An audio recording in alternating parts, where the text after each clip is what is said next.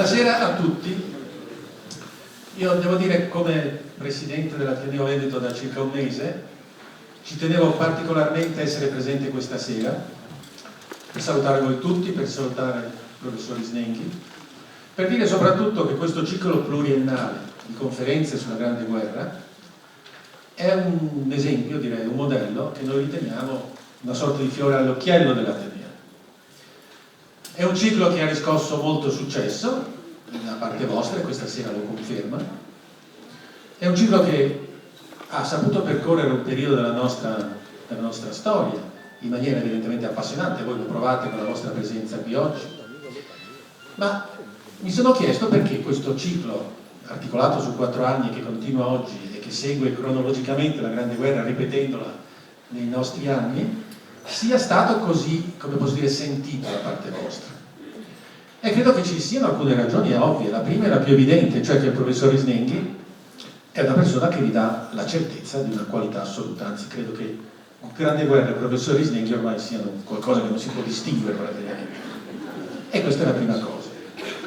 Però ce n'è anche un'altra, e cioè credo che il tema, la Grande Guerra, la chiamiamo grande, no? Come fosse l'unica guerra, per noi la più importante, è un tema per varie ragioni imprescindibile dalla nostra identità, sia a livello individuale sia a livello collettivo. Parlo di nostra identità di italiani. A livello individuale, io credo tutti presenti in questa sala, io per primo, abbiamo dei ricordi che in qualche modo legano la nostra storia personale, familiare a questi anni lontani. Qualcuno, i caduti, per esempio mia moglie ha dei parenti caduti che si trovano in Jugoslavia, io stesso dei caduti durante la guerra. Io ricordo mio padre che era nato nel 1906, quindi a Caporetto aveva pochi anni, ma era in grado di capire le cose, che mi raccontava un evento che io ormai associo alla Grande Guerra. Cioè mi raccontava che suo papà, quindi mio nonno, nel novembre del 1917 era medico condotto a Mestre e una sera torna a casa e racconta alla famiglia un fatto che mi è rimasto impresso. La stazione di Mestre, assalita da migliaia di soldati in fuga, sbandati, che cercavano di salire sui treni, è un ufficiale che con una rivoltella spara e uccide qualche soldato cercando di frenare questa specie di caos. Insomma, un ricordo vivissimo. Tutti noi abbiamo qualcosa in famiglia che ci riporta a questi eventi. Ma c'è anche qualcosa di più, qualcosa che mi fa riflettere e mi fa anche pensare ad oggi, per esempio. La Grande Guerra è anche un grande fatto collettivo per il nostro paese. Noi infatti, forse, riferito alla nostra breve storia nazionale, è uno degli eventi che ricordiamo di più. Caporetto è qualcosa di fondamentale. Ma da questo evento il nostro paese ne è uscito diverso, non solo il nostro paese, tutta Europa. Non è uscito come un paese vincitore, ne è uscito più come un paese quasi unico.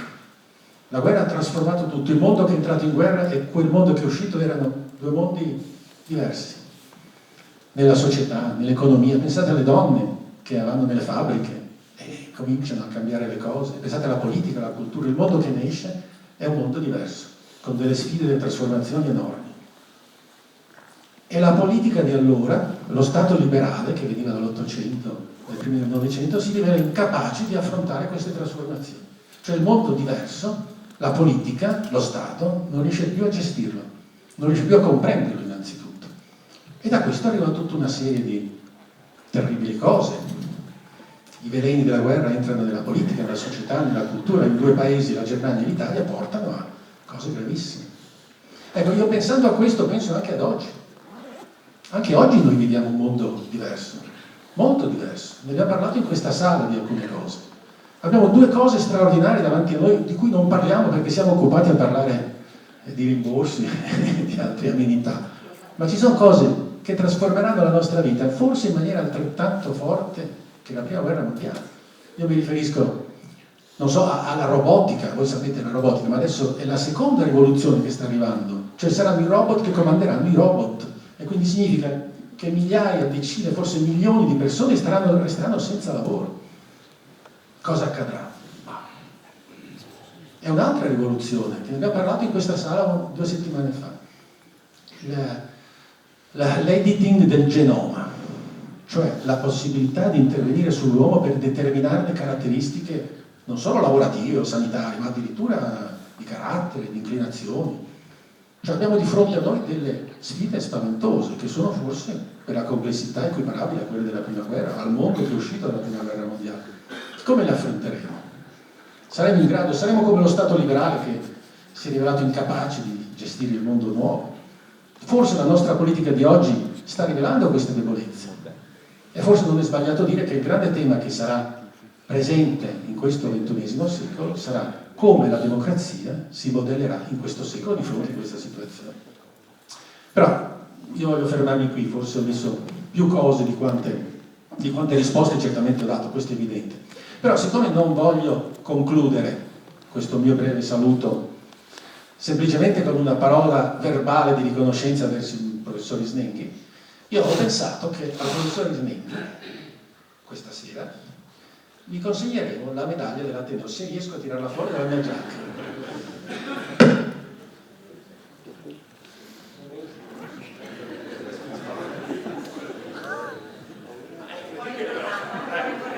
Allora, devo dire, la medaglia è finalmente uscita dalla giacca e quindi io sono molto lieto di consegnare questa medaglia, che è la medaglia d'argento dell'Ateneo al professor Isnenghi.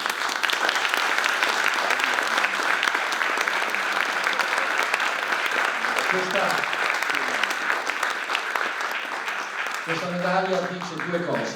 La prima è che siamo grati al professore per quello che fa per l'Ateneo e la seconda è che l'Ateneo è fiero di averlo fra i suoi soci. Grazie. Bene, ben trovati, grazie di essere qui, come al solito numerosi. Ogni anno si rinnova questo miracolo, ma è vero, la Grande Guerra tira. Perché fa parte della discussione, ma il fatto è questo. E così precipitiamo immediatamente nella duplicità sempre dei miei discorsi, i fatti e le percezioni. Il fatto è il fatto, la sala è piena, ma perché? Il perché ha bisogno di interpretazioni. Quelli che hanno seguito, penso che buona parte dei presenti abbiano seguito gli anni scorsi, sanno quanto io ami inserire citazioni nel corso del mio discorso e lo farò fin da subito con un brano che mi sembra bellissimo. È il 3 novembre del 1917 e il giovane Gramsci si interroga in un articolo che esce sul Grido del Popolo socialista, il 3 novembre 17, vedete siamo nei nostri giorni. E anche il titolo è importante, Il senso della guerra. Il senso della guerra, ci siamo, è quello che ci serve. Vediamo che cosa ne pensa, sentendola, a parte che già dal nome e dalla sede e dal momento avete capito molte cose, ma sentite il brano.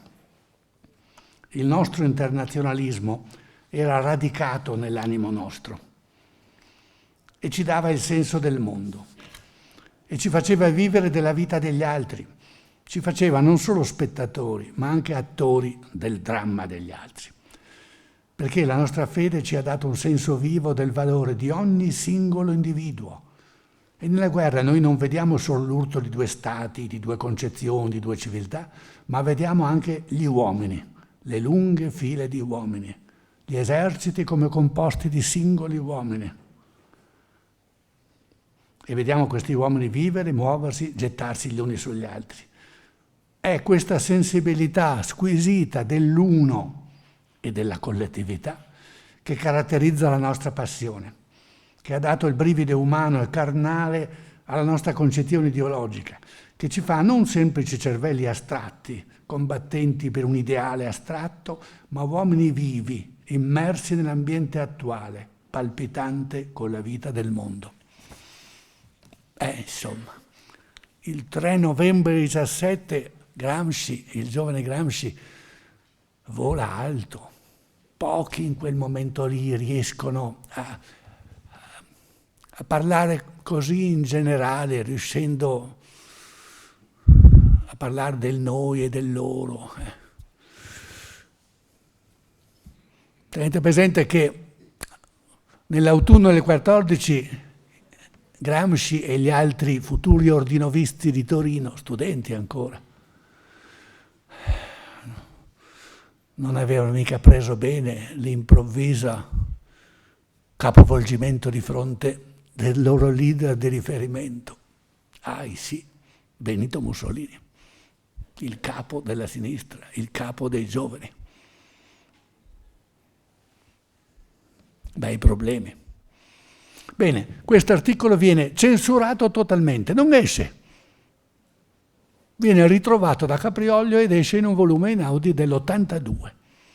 Anche questo è importante, cioè la considerazione di un giovane ma così profonda, così capace di vedere le cose da vari lati, e l'impossibilità, il 3 novembre 17, che circoli. Quindi il dire e il non dire brutalmente imposto.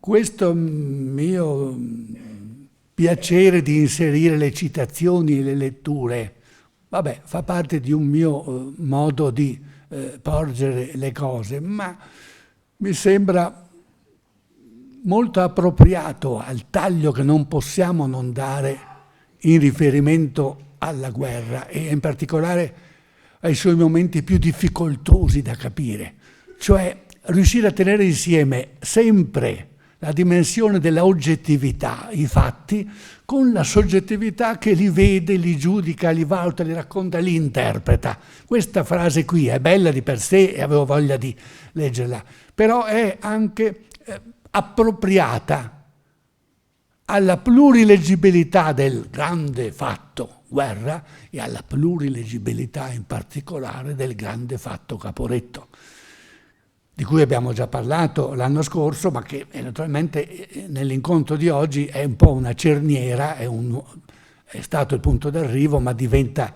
di nuovo il punto di partenza dell'anno di Vittorio Veneto. Allora io vorrei, nel cominciare questo ultimo anno dell'anniversario, che risultasse molto chiaro che sì, è vero, ci sono ormai certi automatismi per cui Snenghi vuol dire grande guerra, ma io spero di essere sempre riuscito, nonostante me ne occupi da tanti anni, a evitare eccessi di schematizzazione, di automatismo. Insomma, stiamo parlando davvero di un gigantesco massacro. Io non aderisco, molti di voi lo sanno già, alla lettura che oggi va per la maggiore, da una trentina d'anni, della guerra come mero assurdo, totalmente insensato. No, mi ribello a nome di quelli che ritenevano invece di farlo, attribuendo questo o quel significato. Chiaro che i significati loro possono non essere significati nostri, ma una visione storica di qualunque avvenimento non può non farsi carico del vissuto dell'oggetto in questione. E però contemporaneamente stiamo parlando di una guerra in cui muoiono milioni di uomini. E quante volte la morte del singolo era davvero in se stessa, nelle modalità casuale, mediocre, meschina e molto spesso orrenda. Allora riuscire a tenere insieme tutto questo è la scommessa.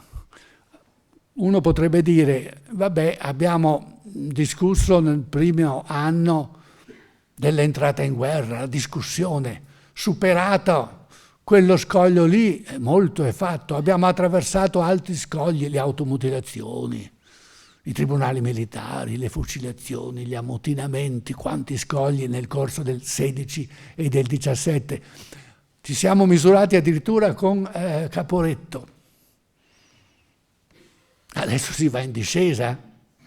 Ecco, no, volevo dirvi questo. No, non è vero. Quest'anno non andremo affatto in discesa. No. Non è che superato Caporetto si vada verso la vittoria. Sì, e nello stesso tempo, però come? E il tema è questo di questi 3 incontri qui. Sì, e io lo ribadirò fortemente, l'Italia ha vinto la guerra. Curiosamente c'è bisogno di dire una simile ovvietà, eppure c'è. E però contemporaneamente il come è l'oggetto di questi 3 incontri. L'anno 1918 non è facile da trattare, non è più facile dell'entrata in guerra o di Caporetto. Più che mai fare storia della guerra e dunque ripristinare i fatti, per quanto ci riesce, e comunque come obiettivo ripristinare i fatti, quello che è veramente avvenuto. Sapete che i fatti non sono soltanto i fatti materiali, sono anche i sentimenti, le emozioni, si capisce, fatti d'altro ordine, ma fatti pur essi, necessarissimi. E però più che mai fare storia della guerra coinvolge e comprende idee di Italia, idee di paese, idee di rapporto tra individuo e collettività, idee di cittadinanza, idee di pace, idee di guerra. Tutto questo sta dentro e non può non stare dentro l'approccio allo specifico fattuale di quello che è veramente avvenuto nel 1918. E naturalmente ci complica la vita, perché continuamente, mentre ricerchiamo i fatti, abbiamo però dentro di noi i nostri fatti, i fatti di 100 anni dopo, che ci parlano e che ci fanno parlare in una certa maniera. Io devo resistere, lo storico deve resistere, lo storico deve riuscire a muoversi sui 2 piani. Capisco che è molto più normale per un cittadino che faccia altri mestieri accontentarsi di vivere 100 anni dopo. Ma se veniamo qui per ragionare della guerra di 100 anni prima, dobbiamo essere capaci di questa acrobazia mentale, rispettosi cioè del vissuto loro, e nello stesso tempo non dimentichi del fatto che noi oggi ci consentiamo il lusso di esecrare la guerra. Noi oggi ci consentiamo questo lusso. Insomma, facciamo le missioni di pace. Non è che proprio le guerre, figurarsi, siano uscite dallo scenario del mondo, ma insomma ci comportiamo come se invece sì, come se fosse ovvio essere per la pace, ovvio. Ecco, certe volte andando in giro per un singolo incontro e non per un ciclo più organico e che può essere più approfondito come questo, mi trovo di fronte chiaramente a una platea che in gran parte suppone che la pace e volere la pace sia ovvio per tutti, ma non è vero niente. E non fu vero nel 14-18 e nel 15-18. Naturalmente per le motivazioni più diverse, anche stridenti e oppositive l'una con l'altra. E insomma, il problema è quindi di questa semplice, di questa contemporaneità dei 2 discorsi, il discorso che mira ad essere fattuale, quello che è veramente avvenuto, e oggi potremmo parlare di una nostra volontà di moralizzare la guerra, la loro. Noi vorremmo moralizzare la guerra.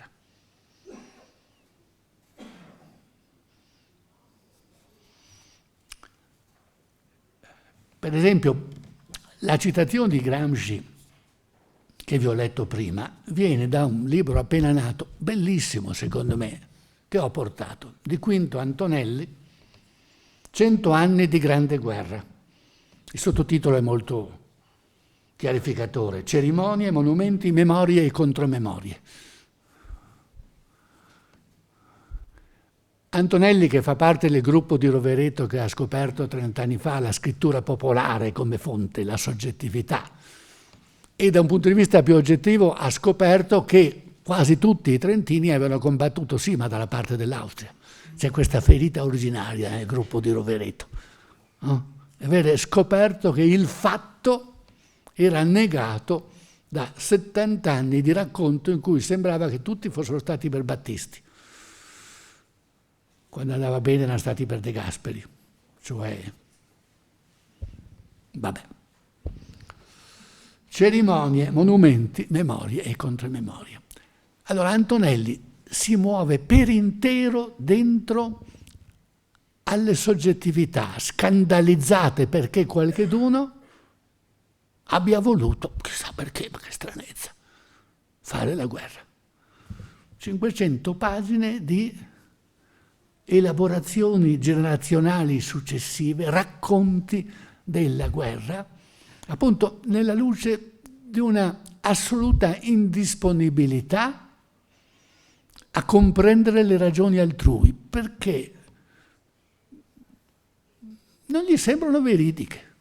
Cioè, leggi sempre un senso di stupefazione, come davanti a una finzione. In realtà accumula continuamente generazioni che continuano a raccontarsi la guerra come una cosa giusta, qualcheduno addirittura la sacralizza e via via, cambiando le motivazioni, perché in 100 anni le motivazioni, i rapporti sono stati tanti, ma un sacco di gente, insomma, ha ritenuto che fosse una guerra giusta. Ebbene, Antonelli rappresenta benissimo, Antonelli non è molto più giovane di me, ma insomma un po' più giovane, rappresenta benissimo lo sgomento attuale che si riconosce nel motto famoso del Papa di allora dell'inutile strage, supponendo che davvero l'inutile strage rappresenti il punto di vista del 1917 e per tutti. La data è il 1 agosto del 17, quando il Papa ha questa espressione in un documento che invece di restare diplomaticamente segreto, deborda, dilaga e diventa una sorta di parola d'ordine, come se il Papa avesse voluto dar luogo alla rivoluzione cristiana e delle trincee fossero stati lì per svuotarsi alla luce di una rivoluzione cristiana. Non è affatto vero questo, però molti oggi possono percepirlo come se fosse stato vero. Allora io penso che la letteratura possa inventare il vero. La letteratura è il suo pregio e la sua possibilità, ma non la storia. No? Io mi servo continuamente, mi sono sempre servito di fonti letterarie. Perché? Ma perché Comisso e Bacchelli hanno capito Caporetto quando gli storici ancora non l'avevano capito. Perché la letteratura non richiede che si documenti, no? Tutto ciò che si afferma. Si può intuire, si può sentire. Allora, quel mezzo intellettuale che era Comisso intuisce che è un carnevale. Bacchelli è un po' più acculturato, ma anche lui dice sono i Saturnali, è una vacanza come gli antichi romani, no? Qualche giorno di vacanza perché non se ne poteva più. Ma non è la rivolta, non è l'ammutinamento, non è la rivoluzione, non è la Russia in Italia, è un'altra cosa. Ed ecco perché nel giro di pochi giorni si esaurisce il carnevale e possono ritornare. Uno storico non può ragionare come invece uno scrittore può, perché dello scrittore è la sensibilità, l'intuizione. Appunto, lo scrittore può inventare il vero, cioè qualche cosa che sarà magari verosimile, ma non è un vero comprovato da documenti. Ecco perché, insomma, io mi sono sempre servito di queste fonti e devo moltissimo alle fonti soggettive di natura letteraria, meno ad altre forme di soggettività come quella della scrittura popolare, e però contemporaneamente so che non possiamo semplicemente tenere conto della soggettività di chi ritiene di poter dire sta succedendo questo. Vediamo, ci vogliono poi delle verifiche, dei controlli, bisogna metterci di mezzo altre fonti. E così io ho detto e lo penso che questo nuovo libro di Antonelli sia molto bello, molto ricco da leggere, però si muove tutto tra i racconti successivi. non ha interesse ad accertare quello che è veramente avvenuto, e quando si trova di fronte al vissuto altrui, se non gli piace, non lo capisce e lo squalifica. Tutt'altro atteggiamento è quello di Daniele Ceschin in un libro che vi suggerisco come strumento che accompagnerà questi 3 incontri nell'esplorazione dell'anno. Infatti si chiama L'Italia del Piave. Daniele Ceschin è stato il mio co-curatore in 2 volumi dedicati a uomini e grande guerra, in un'opera di 5 volumi, sono in realtà 7 volumi, usciti dalla UTET nel 2008, con scarsa fortuna perché la UTET è fallita, ha cambiato proprietà, per cui insomma questi libri secondo me era una cosa piuttosto belloccia, l'avevamo fatta in tante decine di autori, e insomma è andata così. In ogni caso Ceschin è lo specialista di Profughi di Caporetto, con un importante volume, la terza. Questo libro è appena nato dall'editore Salerno, si chiama L'Italia del Piave e ha per sottotitolo L'ultimo anno della grande guerra. È un'altra cosa, cioè qui ci sono anche i fatti. Io non credo che Ceschin sia un guerrafondaio più di Antonelli, vero? Non è questo, ma vuole fare storia. E allora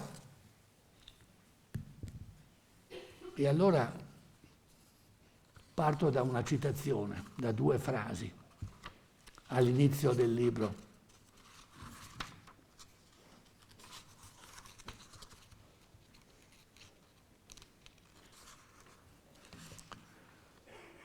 Proprio l'attacco nell'introduzione. Sul piano di una storia della Grande Guerra ci sono dei dati che diamo per assodati, che fatte salve piccole sfumature riteniamo ormai acquisiti. A cominciare dal fatto che dopo Caporetto la classe dirigente italiana si dimostrò all'altezza del compito e degli obiettivi che si era prefissata. Nell'immediato arginare le dimensioni della disfatta militare e in prospettiva vincere la guerra. Ovvietà? Tutt'altro che ovvietà. Come il libro uscito in parallelo dimostra, e ce ne sono altri. Cioè il comune sentire di oggi può ancora essere così plurale nella interpretare l'ultimo anno di guerra. Quando la vittoria, il come va a finire alla fine dell'anno sembrerebbe di per sé assumere vesti chiarificatrici, e invece no. Il dubbio permane, e tra poco entriamo nel merito di questa faccenda. Ma 2 pagine dopo ecco subito la problematizzazione anche da parte di Daniele Ceschin. Nel breve periodo la crisi venne superata brillantemente, sia politicamente che militarmente, anche se non venne mai metapolizzata sul piano dell'immaginario e della cultura. Caporetto, infatti, era ormai entrata nelle carni della nazione, lasciandovi tracce significative e alimentando l'antimito di un'Italia imbelle che non era in grado di fare la guerra. Non proprio un vaccino, se si pensa quanto questo elemento pesi ancora oggi come una tara nazionale. La tara, legata alla parola cosa, Caporetto, staccata dallo spazio-tempo e diventata emblematica, la tara dell'Italia imbelle. Piazzata lì, è diventata congenita, impedisce a molti di vedere Vittorio Veneto. Perché se c'è l'Italia strutturalmente imbelle, l'Italia può solo perdere, non può mai vincere. Quindi Custoza va bene, Lissa va bene, Addo va bene, Caporetto va bene, Vittorio Veneto non c'è. Con il paradosso di incontrare il punto di vista degli austriaci che a lungo hanno negato che la battaglia sia mai esistita. Ci arriveremo a discutere di questo soprattutto nel terzo incontro, il primo mercoledì di marzo. Ecco, allora, il riferimento a questi 2 libri nati adesso, nel giro di poche settimane, paralleli, di due storici che si leggono a vicenda e si stimano a vicenda, vi dice quanto sia ancora possibile sempre ripensare e reinterpretare gli stessi fatti. Disperante per chi voglia, si prefigga di arrivare ad accertare i fatti. Perché sembra un invito al relativismo. Io non ci voglio cadere minimamente nel relativismo, io non voglio assolutamente predicare che ciascuno la può vedere come gli pare. Certo, il dramma di Pirandello è contemporaneo a Caporetto. Quale? Così è, se vi pare. Guarda che tempestività. Così è, se vi pare, è contemporaneo a Caporetto. Sembra fatto apposta, sembra la chiave per interpretare qualche cosa che non si riesce a interpretare. Non ci sono notizie certe, non ci sono fatti, così è, se vi pare. Quindi vuoi, sei Cadorna, dire che i soldati hanno gettato volutamente le armi, lo puoi dire. Vuoi sognare che stiano facendo la rivoluzione? E poi decidi tu se è una cosa buona o cattiva, perché possono fare la rivoluzione, ma un bene o un male, così è, se vi pare. E avanti così, avanti così. Vuol dire, evidentemente, se il grande Pirandello pensa a queste cose, anche se i personaggi in cerca d'autore e altri drammi di quegli anni lì non vanno in direzione molto contraria, ma anche Berecchi e la guerra, questa straordinaria novella di un tedescone che si trova ad avere a che fare con un figlio viceversa interventista, un genero trentino, irredentista, interventista, da triplicista che è, deve capovolgere se stesso, cambiare identità, convertirsi alla guerra. Il mio ultimo libro si chiama proprio così, Convertirsi alla guerra. Nel 14-15 è come una generalizzata conversione, quindi una trasformazione identitaria. Allora, quando si è nei giorni, 15 giorni di Caporetto, dal 24 ottobre al 9 novembre. 9 novembre si ferma alla Piave, cambio da Cadorna a Diez. Sono 15 giorni. 15 giorni in cui le identità ballano e ognuno, altro grande titolo pirandelliano, maschere nude, e ognuno è chiamato a indossare una maschera. Quale? Credeva davvero quello che scriveva Benito Mussolini quando il 4 novembre, il giorno dopo l'articolo di Gramsci, scrive sul Popolo d'Italia onore agli operai. E qual è il senso di questo articolo di Benito Mussolini? Gli operai non stanno facendo la rivoluzione, non stanno facendo sciopero, lavorano. E questo determina la sconfitta, non ancora militare, ma già politica, degli austro-ungarico-tedeschi che puntavano invece sulla sollevazione dei civili. È una lettura dei fatti, quella che fa Mussolini, ha dei documenti, delle certezze, delle riprove il 4 novembre, o è un'asserzione politica in cui fa come se fosse uno scrittore, cioè inventa il vero.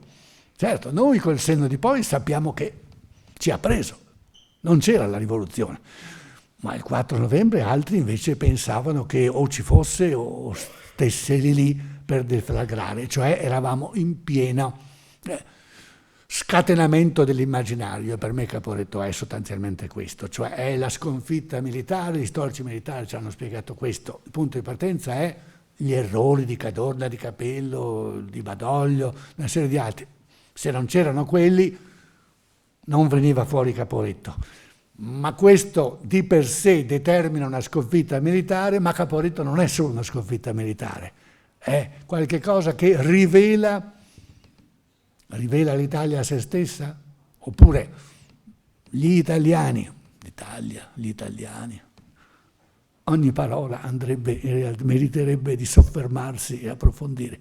Ognuno in quei giorni, in quelle settimane, deve chiedersi che cosa stia avvenendo, che cosa c'è prima e che cosa ci sarà dopo. Ecco, noi abbiamo questi 3 incontri per capire come si possa procedere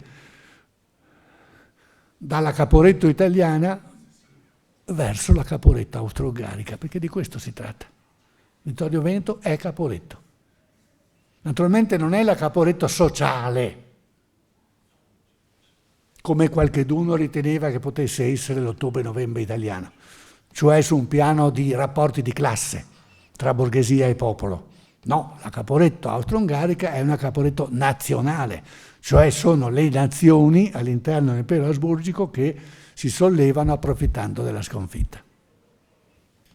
In fondo lo schema caporettista si ripete, ma appunto sulla base delle nazioni, che ciascuno dei quali può fare riferimento a un proprio Stato nazionale invece che allo Stato plurinazionale che sta venendo giù e che è l'impero asburgico.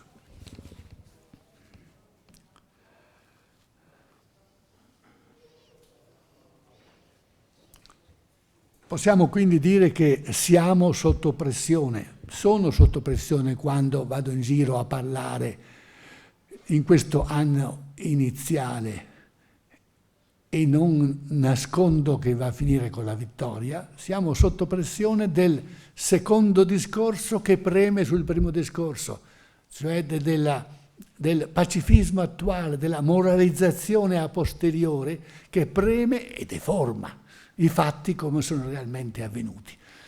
Siccome il fascismo si è impadronito della vittoria, sapete, no, Mussolini che va da Sua Maestà, dice Maestà, vi porto l'Italia di Vittorio Veneto. Allora, nel secondo dopoguerra è diventato difficoltoso già allora e poi sempre più difficoltoso pronunziare la parola vittoria. E quindi ci sono delle avvisaglie che sarà un anno difficile per chi voglia raccontare le cose così come sono andate, e delle cose come sono andate fa parte il lieto fine. Non è un film hollywoodiano, è andata proprio così, state di capire perché.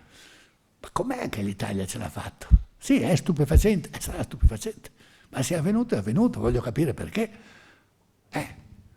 Posso continuarmi a dire, ma come mai non abbiamo fatto Custoza, come mai non è lì stato Vittorio Veneto? Ah, ma Vittorio Veneto non è mai esistito. Prezzolini ha cominciato subito, ha scritto 3 libri, tra il 17 e il 19, uno su Caporetto, uno su Vittorio Veneto e uno in generale su tutta la guerra, per sminuire e dire no, facciamo della retorica. E non facciamo la retorica, ma non facciamo neanche la retorica dell'antiretorica. Volete che togliamo la maiuscola a V di vittoria? Togliamo la maiuscola, così siamo più antifascisti. Togliamo la maiuscola. Diciamo V piccolo e non V grande. Quello che è. Eppure confido che non pochi di voi abbiano risentito in questo momento il discorso del Presidente Mattarella il 31 dicembre. Lui ha parlato di vittoria. Allora io, perché penso per conto mio queste cose, ci sono stato più attento. Ma può anche darsi che sia capitato a qualcuno di voi nei giorni immediatamente successivi di cogliere in non pochi articoli nella stampa malessere esistenziale davanti a questa parola che era sfuggita al Presidente, la vittoria. Sì. Chi legge il Corriere del Veneto, tanto per non andare tanto lontani, l'ha trovato di sicuro. Ma non è stato certo l'unica collocazione di questo rifiuto di pensare qualche cosa che, se no, sembra quasi di uscire dalla legittimità attuale, dalla legittimità etico-politico attuale. Io vedo, per esempio, leggendo ogni giorno il manifesto, le difficoltà del manifesto a parlare di queste cose. No, la pace. La pace è oggi, se ci riusciamo. Ma se loro non ci sono riusciti, la rivoluzione, ma che rivoluzione? Neanche nel manifesto si parla di rivoluzione. Ma insomma, se loro ci fossero riusciti, viva! Ma non hanno fatto neanche uno sciopero generale contro la guerra. Vogliamo renderci conto di come sono andate veramente le cose. E allora vuol dire che c'erano comunque delle motivazioni che spingevano, o delle debolezze, chiaro, nei rapporti di forza che hanno portato a questo risultato, è questo che dobbiamo cercare di capire. Non convertire, chissà quanti colleghi ci sono presenti che hanno il problema di raccontare la Grande Guerra anche a scuola, ma convertire la lezione di storia in una lezione di educazione civica non va bene. Raccontare la Prima Guerra Mondiale alla luce della Costituzione repubblicana che ripudia la guerra, ho capito, ma lo Statuto Albertino invece non la ripudiava, e neanche le forze reali che c'erano allora.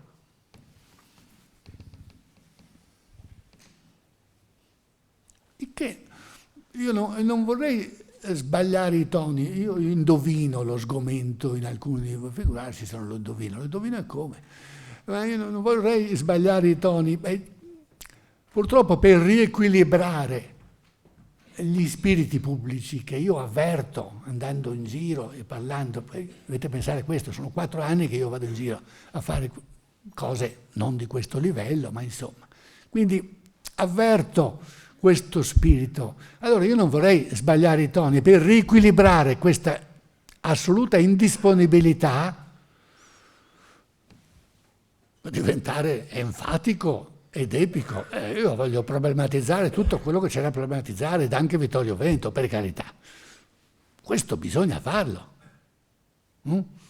cercando sempre di stare acrobaticamente dentro a tutti e 2 i discorsi, quello dei fatti e quello delle percezioni, quello dei fatti e quello, diciamolo pure, delle politiche della memoria, perché è di questo che stiamo parlando. Politiche della memoria.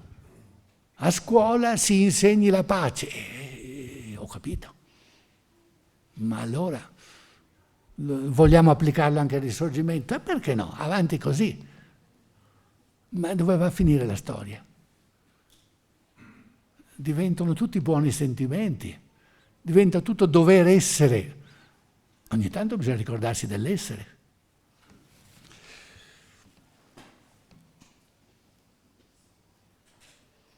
Eppure le ragioni per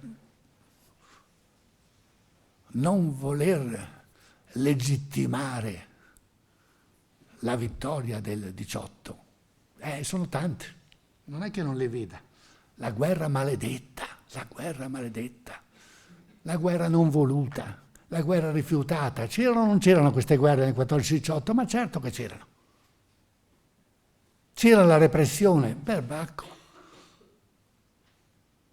Ma possiamo riguardare a quel conflitto europeo o mondiale solamente attraverso la discussione che ha caratterizzato l'anno scorso sulle fucilazioni e sui tribunali militari? Posso traguardare tutto e capire tutto sulla base di alcune centinaia di esecuzioni. Eppure questo discorso qui è apparso ai più, quelli che hanno seguito le discussioni nei giornali, molto più legittimo, molto più comprensibile. Oggi, lo capisco, oggi ci appare incredibile, inaudito che lo Stato possa avere la possibilità di togliere la vita agli individui nel nostro individualismo. Ci pare incredibile, d'altronde il servizio militare è stato soppresso. Basta chiamare volontari, insomma, come se fossero notari, i militari, ma insomma, non so se la parola volontario sia proprio la più appropriata, ma si dice che oggi ci sia soltanto servizio volontario. Insomma, ci sono stati dei momenti viceversa in cui c'era anche un pochettino di volontariato, mica tanto nella Grande Guerra, ma era difficile che ci fosse, e la capacità degli Stati di obbligare. Tragico. Facciamoci carico di questa tragedia, ma non negandone la fattualità. Gli Stati hanno avuto in generale la forza e si sentivano legittimati ed erano legittimati di travolgere in impeti collettivi che andavano al di là degli interessi e dei sentimenti e del sì o del no dei singoli. Andavano al di là del sì o del no dei singoli. con equilibri naturalmente diversi da paese a paese, da anno a anno, da situazione a situazione. Insomma, abbiamo già abbastanza difficoltà a gestire questa situazione, non allarghiamoci troppo. Allora, certamente per decenni si è posta troppo enfasi sulla vittoria. Prima scherzavo sulla V maiuscola, però fa parte di questa enfatizzazione che è tipica della cultura nazionalfascista del regime fascista. Lì non si poteva dire Caporetto e c'era solo Vittorio Veneto. Sbagliato. Però Mussolini non nascondeva a nessuno di voler governare sul piano dei miti, e il mito era il patriottismo universale e quindi il nascondimento del fatto che molti non l'avevano voluta, eccetera, eccetera. Quindi, insomma, ci sono state varie enfasi. E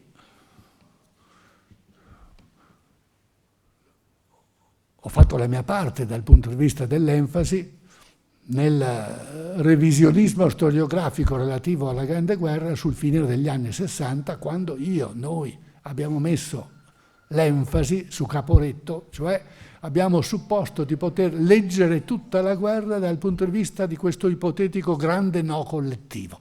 Poi, verificando le cose, ho verificato che Cadorna aveva torto e non c'era stato questo grande no collettivo, era una cosa più smussata, più complessa, ma insomma non la rivoluzione, neanche una rivolta abortita, e quindi, però, a fianco di questo mio libro pre-sessantottino, nell'anno 68 Alberto Monticone, prossimo presidente dell'Azione Cattolica, scrive Protonda Esecuzione, o meglio, mette insieme questa antologia di sentenze dei tribunali militari, il prossimo presidente dell'Azione Cattolica, oltre che parlamentare democristiano, assieme a un grande giornalista azionista moderato, Enzo Forcella, che scrive addirittura, è il titolo del suo saggio, L'apologia della paura.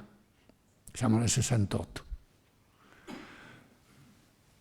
Era un'altra enfasi, era una controenfasi, evidentemente rispetto all'enfasi nazionalfascista e all'enfasi ormai sbiadita della guerra per Trento e Trieste.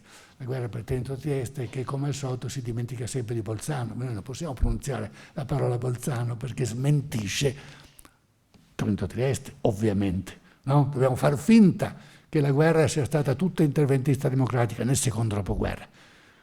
Naturalmente il fascismo non aveva nessun problema, perché il fascismo era semmai erede dell'interventismo nazionalista, quindi aver preso Bolzano andava benissimo, si prende quello che si ha la forza di prendere, non si libera, si occupa. Sonnino, anche il liberal conservatore Sonnino, così in fondo la pensava. Non per niente nel patto di Londra si è dimenticato di Fiume, perché Sonnino, il nostro ministro degli esteri, non ragionava in termini di autodeterminazione dei popoli, ma appunto di rapporti di forza. Insomma, c'è stato questo cambio di paradigma sul finire degli anni 60 che ha tenuto per una trentina d'anni. Sul finire poi del vecchio secolo, il gruppo di Rovereto ed altri gruppi del genere hanno imposto la scrittura popolare come espressione dei milioni e milioni di uomini e di donne accanto a loro, mogli, madri, eccetera, che non avevano voluto la guerra e che erano stati obbligati. Era un cambio di paradigma anche questo. Era la fine della politica, la fine della contestazione, la fine anche della inversione che noi avevamo tentato, no? Cioè supporre che il proletariato potesse diventare soggetto politico imponendo il no sul sì, visto che i no erano stati tanti.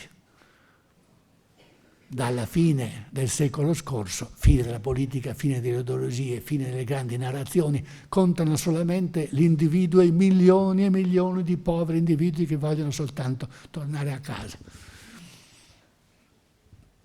I fatti.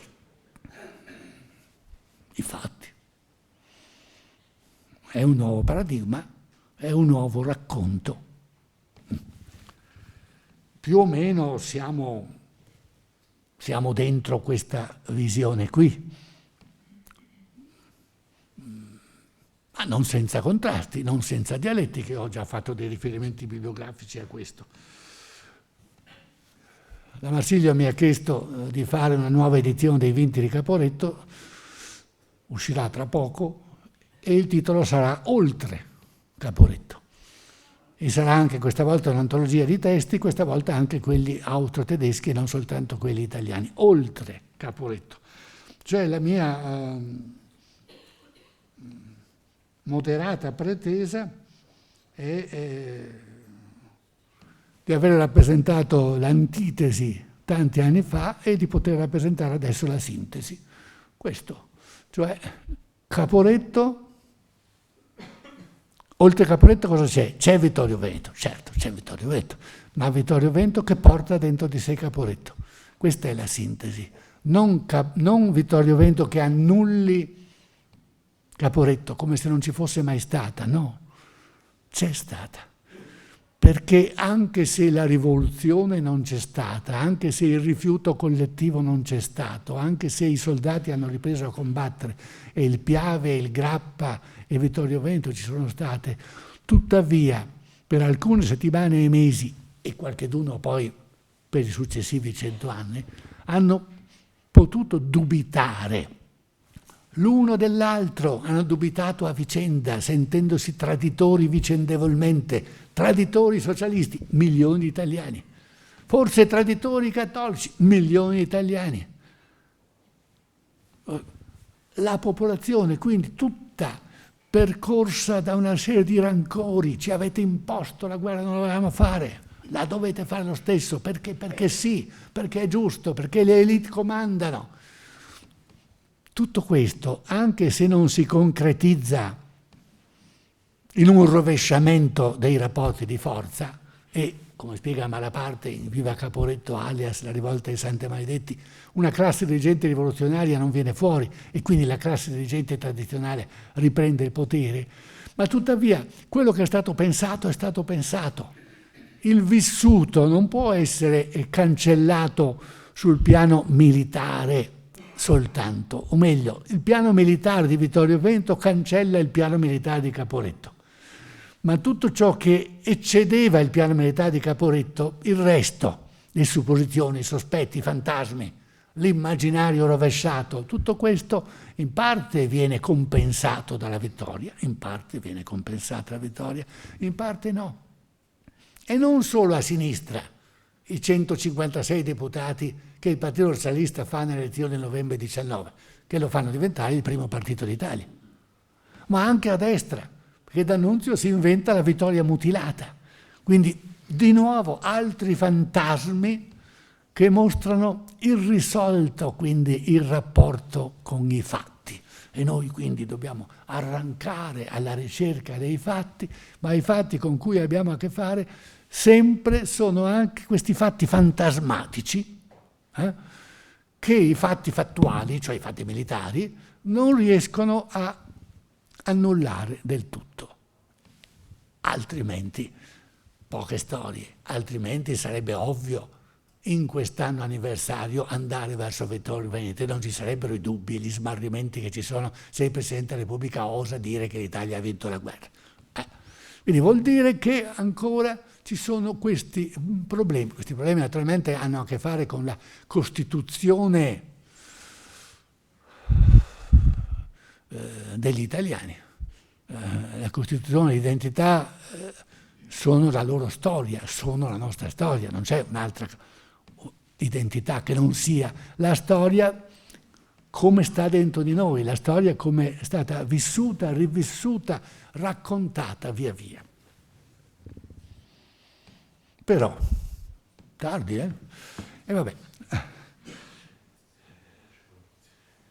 Adesso vorrei inserire 2 riferimenti a Orlando. Sapete che Orlando diventa Presidente del Consiglio, il terzo dei 3 Presidenti del Consiglio dei 3 governi di guerra, proprio nei giorni di Caporetto, al posto di Boselli. Anche qui, prima parlavamo delle trasformazioni identitarie. Quali titoli aveva politicamente parlando Vittorio Emanuele Orlando per essere presidente di un governo di resistenza? È lui che si inventa il resistere, non il giudice Borrelli tanti anni dopo. Quella era una ripresa. vabbè, e quella era una citazione, penso proprio consapevole. Ma insomma lui era un mezzo giolittiano, non veniva certo da un grande interventismo, ma neanche Salandra e Sonnino, se è per questo. Tanto vi ho detto molte volte la cosa che non finisce di stupirmi, che se uno legge le memorie di Salandra non trova mai il nome di Cesare Battisti e neanche quello di Benito Mussolini. Dopodiché invece, no, per generazioni ci raccontiamo che l'interventismo, gli ideali, in realtà 4 gatti più il re hanno scelto. E intanto è vero che nelle piazze c'era quel movimento. Bene, Orlando è appena diventato Presidente del Consiglio. Il Resistere ve lo dico dopo perché è del dicembre, ma subito va al fronte a vedere cosa sta succedendo. E ce lo racconta nelle sue memorie. Purtroppo Orlando ha aspettato troppo a scriverle, alla fine non ha scritto un bel libro di memorie. Non sono granché, ma qualche pagina interessante c'è, e una è questa. Lui è in macchina con accanto il re e va qua in là in giro per il Veneto a rischio di invasione. Tra le truppe che si ritirano e qualche altra che va in senso contrario, poi c'erano anche quelle. La via era tutta una processione dei cosiddetti sbandati. Nulla può esprimere il senso complesso che si davano. Non erano certamente dei fuggiaschi. Al contrario, i segni più caratteristici di quella folla erano quelli, per dir così, inversi di una soldatesca in rotta. Erano silenziosi, gravi, ordinati. Qualche volta, e anzi non raramente, se si trattava di truppe che avevano formato un reparto, specie gli artiglieri, senza i cannoni, in colonna di militari in marcia. Potei io stesso personalmente constatare che la massa indubbiamente prevalente degli sbandati non era di combattenti, erano tutti gli addetti ai servizi delle retrovie che tornavano senza ordine, posto che non avevano mai avuto ordini. Era una folla, una folla. Certo è che se quella gente fosse stata animata anche in una sua minima parte di spiriti sovversivi, lontanamente paragonabili a quelli che dominarono l'esercito russo e in certi momenti e in certi reparti dello stesso esercito francese, mai migliore né più facile occasione si sarebbe potuta offrire di impadronirsi del capo dello Stato, che c'era il re accanto a lui, e nel tempo stesso del capo del governo. Coloro che riconoscevano il sovrano lo salutavano con indiminuito rispetto, ma anche per quelli che non lo riconoscevano il grado altissimo della persona era indicato dalla stessa uniforme. Ma è forse questo il segno più curioso, più suggestivo per indicare la stranissima psicologia di quella strana moltitudine di soldati, eccetera.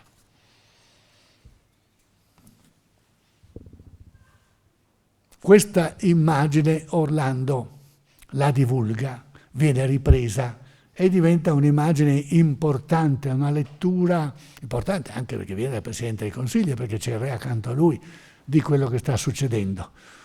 Dunque, sbandati sì, gettate le armi sì, ma non rivoltosi, non armati contro di noi, contro la casa di gente, quindi non rivoluzione.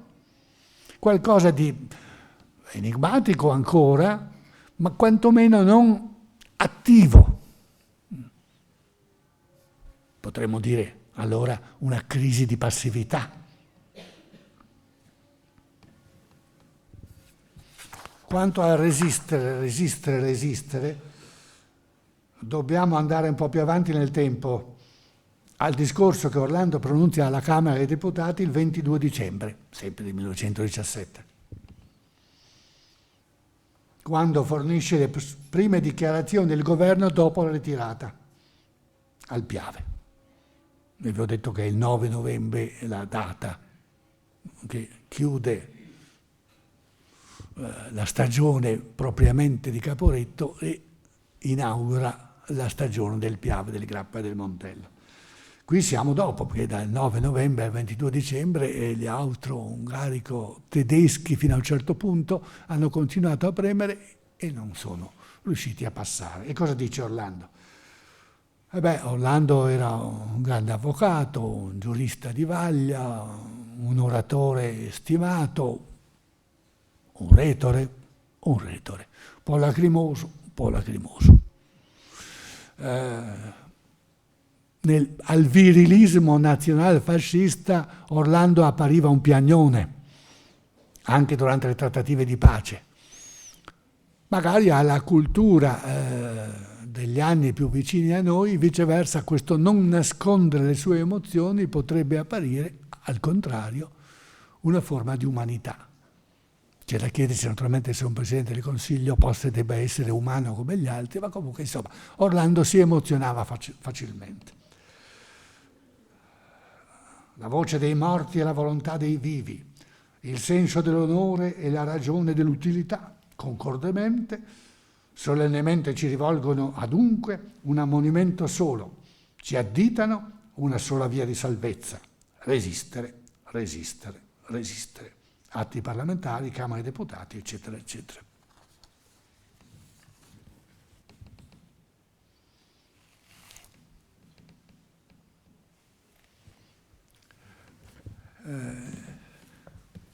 Questo è un altro libro importante uscito nelle ultime settimane. È Il rifacimento, è un libro nuovo che Nicola Labanca, lo storico militare Nicola Labanca, ha dedicato a Caporetto, sottotitolo Storia e memoria di una disfatta. Ecco, mi servo di lui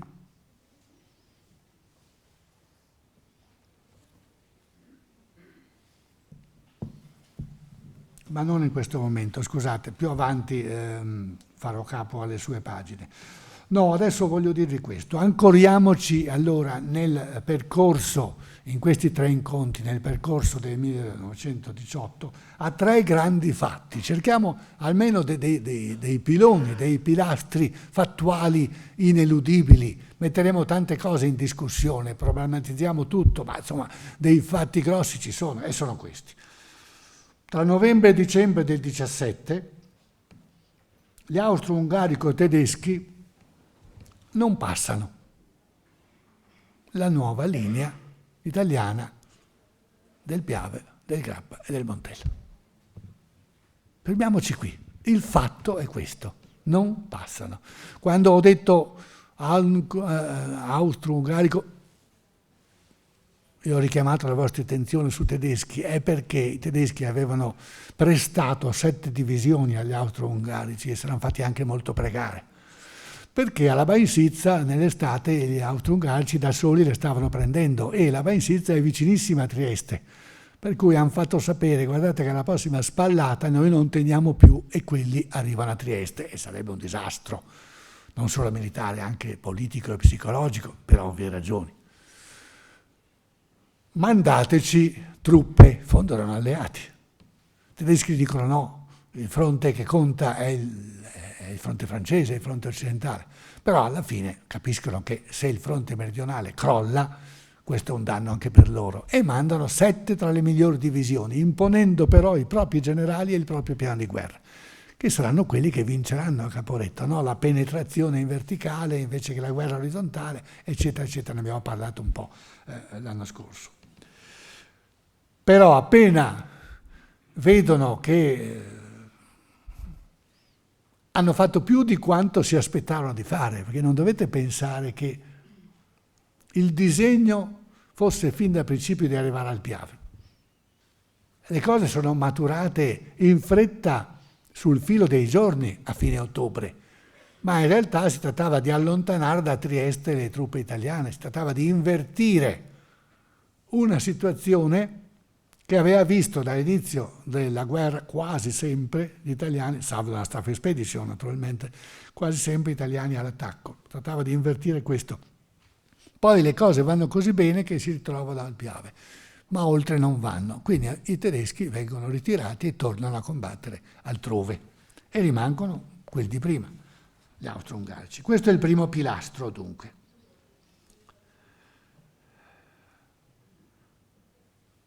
la dissoluzione dell'esercito italiano che sembrava imminente si arresta e quindi rimane limitata alla seconda armata. Non è poco. È la più grande, 1 milione di uomini, è l'armata del generale Capillo. Però non è l'intero esercito, che però si è ritirato, non si è disgregato, non è in rotta, si è ritirato. Cosa diversa naturalmente la ritirata dalla rotta. Secondo pilastro, giugno del 18, battaglia del solstizio. Gli austro-ungarici non hanno più da mangiare, già nell'autunno scorso le autorità politiche avevano detto mangiate quello che trovate in Friuli e in Veneto, che noi non ve lo possiamo mandare, non ce n'è a Vienna, non ce n'è a Graz, non ce n'è per i civili, non possiamo rifornire l'esercito, mangiate quello che portate via nei territori occupati. A questo punto si sono mangiati il raccolto precedente. Bisogna conquistare il nuovo raccolto, siamo a metà giugno. Quindi tutte le forze vengono messe sul tavolo. Questa è la partita decisiva, è questa la battaglia più decisiva da un punto di vista militare. Gli austro-ungarici non passano. Sì, c'è qualche limitata infiltrazione, ma no, insomma non passano la linea del Piave, che intanto naturalmente ha avuto il tempo di diventare qualche cosa di più di un fatto geografico ed è diventato un fatto simbolico, diventando qualche cosa di riconoscibile in tutti i caffè d'Italia, in tutti i conciliaboli, in tutte le chiacchiere di quelli che parlano della zona di guerra e quello che sta succedendo, no? Nomi sconosciuti ai più fino a quel punto, Grappa, eccetera, diventano importantissimi, se non per tutti, certo per una platea crescente, perché questa guerra difensiva coinvolge più facilmente che non una guerra offensiva in cui si andava a conquistare certe rocce di cui i contadini e i soldati non sapevano proprio che cosa farsi. Quindi, secondo pilastro, gli austriaci non passano nel giugno del 18 e quindi, anche se la battaglia di per sé è un pareggio, è in realtà una sconfitta per gli attaccanti che non avranno mai più tutte le forze che hanno avuto a metà giugno del 18 e non potranno più riprovarci e lo sanno tutti, loro compresi. Per cui da quel momento in poi l'esercito di Diaz può cominciare a prepararsi per ritornare all'attacco, cosa che avverrà qualche mese dopo, nell'ottobre. E il terzo pilastro naturalmente è ciò che accade nell'ottobre e novembre del 18. Gli italiani non erano crollati, o meglio il crollo era stato a un certo punto contenuto sulle nuove posizioni del Piave, viceversa il crollo austro-ungarico è senza riparo e senza appello ed è disgregatore dal punto di vista dell'essenza politica dello Stato asburgico, Stato plurinazionale. Questi sono fatti. Naturalmente adesso bisogna cercare di capire i perché e i per come si passa da un fatto all'altro.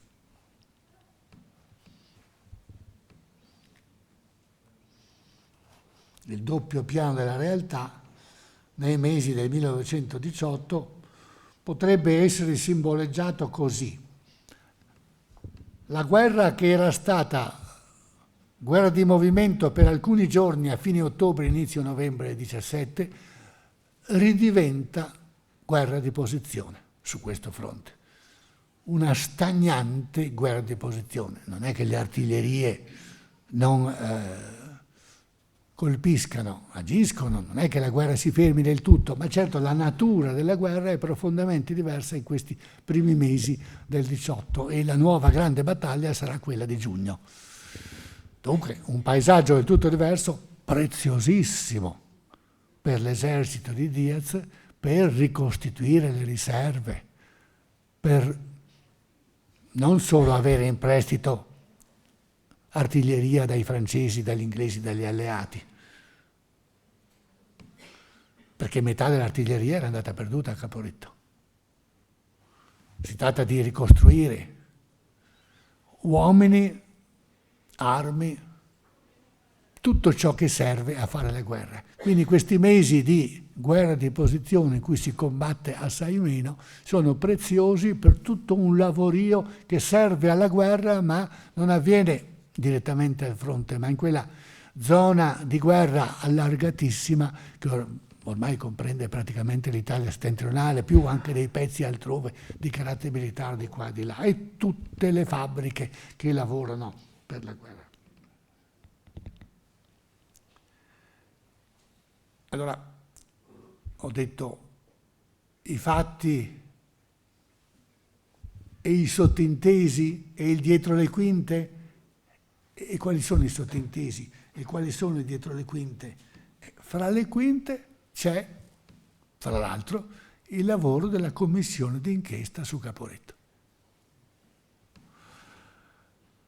Se adesso ci sarà il tempo vi leggerò un intervento del Ministro della Guerra nei comitati segreti alla Camera quando nasce l'idea, la necessità politica di fare una commissione d'inchiesta su Caporetto. Ebbene, questa commissione d'inchiesta lavora per tutti questi mesi, per cui in parallelo abbiamo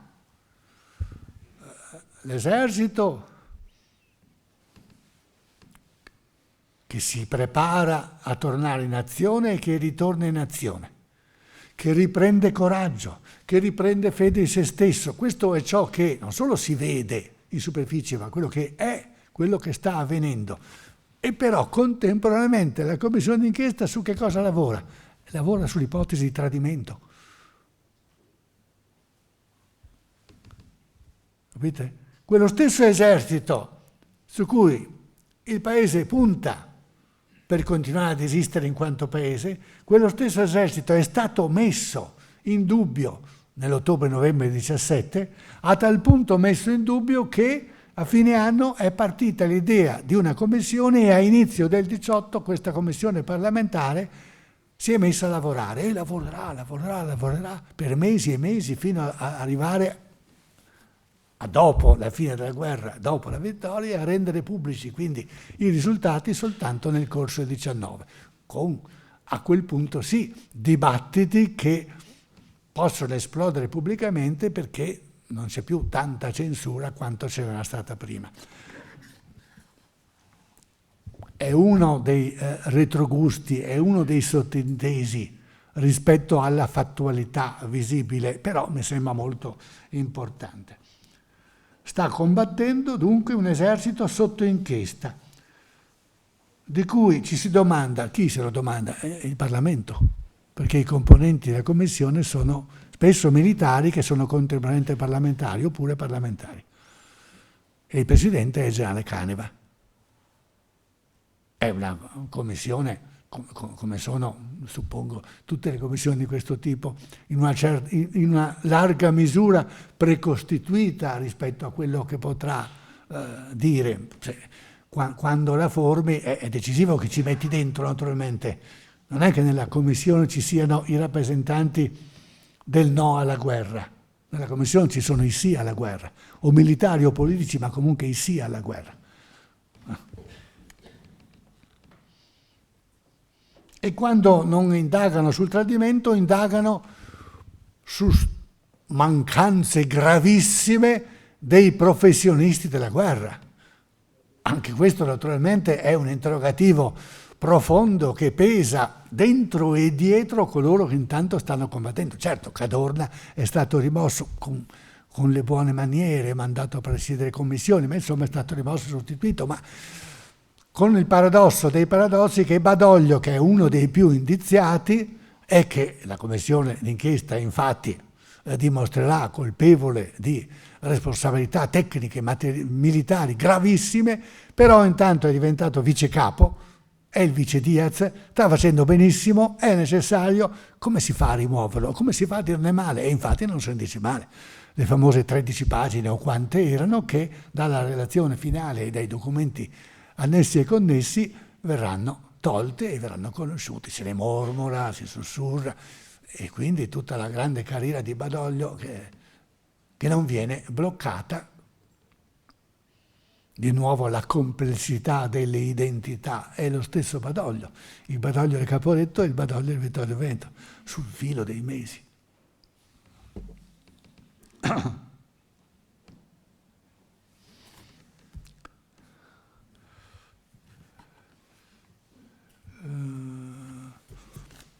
Vi avevo parlato di un ministro della guerra, è il ministro Alfieri.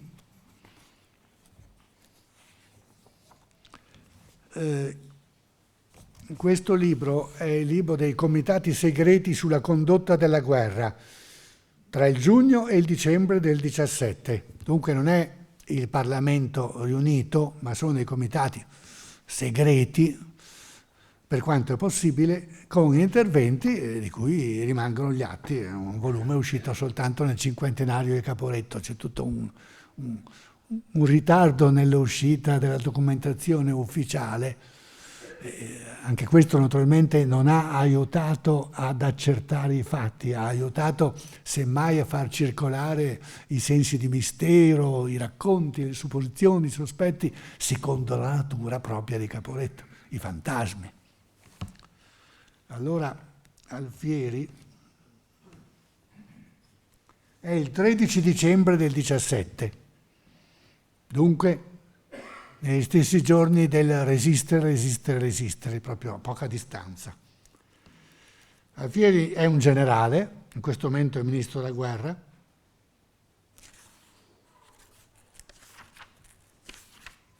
è un intervento molto interessante. Lui veniva considerato non un amico di Cadorna, questo insomma bisogna tenerne conto. Lui naturalmente dice: in questo momento sono ministro, cerco di vedere le cose come stanno. Leggo alcune frasi che ci servono in questo momento. Come sempre accade in casi simili, la parola tradimento è messa in corsivo. La parola tradimento è venuta fuori subito. E come era doverosa, si sono fatte subito accuratissime indagini che non hanno condotto ad alcun risultato positivo. Le varie voci corse in proposito sono state tutte controllate e riconosciute senza valido fondamento. Ed è d'altra parte assai difficile che prove di fatti di questo genere, qualora siano avvenuti realmente, possano aversi quando si è lasciata la zona in cui si sarebbero svolti. Certo, da parte del nemico non sono mancate invocazioni alla pace, incoraggiamenti ad abbandonare le armi e posizioni, e non sono state senza influenza. Non si può ammettere nemmeno il complotto, del quale pure si è parlato, nel senso che si vuole dare a questa parola, esteso a un grande numero di persone, non avrebbe potuto essere ignorato, secondo Alfieri. Ma in qualche caso, a un certo momento, di colpo si sono avute le stesse conseguenze per uno stato d'animo comune a molti.